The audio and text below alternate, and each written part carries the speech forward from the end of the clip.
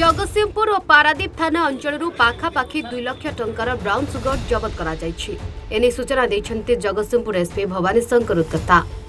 पारादीप आदर्श थाना अधीन Kevin market निकट मुंडापड़ारू संजय पोदार नामक जड़े युवक को पुलिस गिरफ्त कर संजय एक बाइक रे जाउथबा बेले तांको पुलिस अटकाई जांच करिबारु तांको निकटरू 11 ग्राम ब्राउन सुगर जबत करा जायछि।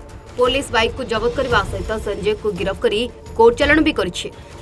सेबली जगतसिंहपुर थाना अंचल 10 ग्राम ब्राउन सुगर जबत करा जायछि।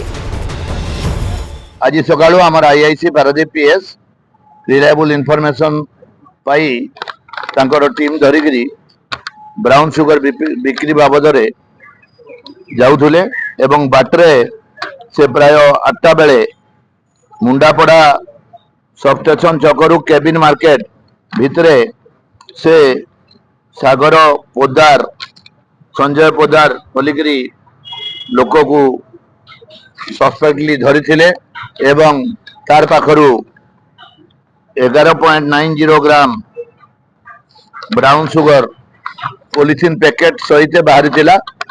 ताटो गुटे on number black and blue glamour motorcycle एवं ब्राउन सुगर जार कि बिना पेपर फॉइल रे ओजन 11.51 ग्राम जबत होता।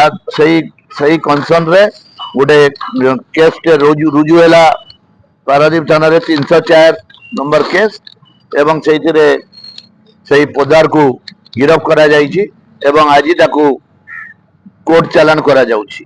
जगतसिंहपुर रे मध्य 10.25 ग्राम ब्राउन सुगर धरिचु एवं सहीटा को मध्य फॉरवर्ड करा होछि। जाठारु से आनिथिला सेटा को लोकेट करिक तार उपरे दृढ़ कार्यानुष्ठान ग्रहण करिया पई पदक्षेप निया जिवो। आकु मध्य हमर एई परिका रेड चालू रहइबो। जगतसिंहपुर जिले में ब्राउन सुगर व्यवसाय को संपूर्ण बंद करने को पदक्षेप नियाजिबो बोली एसपी पारादीप आदर्श थाना अनुष्ठित एक सांबादिक सम्मेलन में प्रतिक्रिया प्रकाश करिसेंते। पारादीप सुमंत स्वाईं रिपोर्ट सूचना टीवी।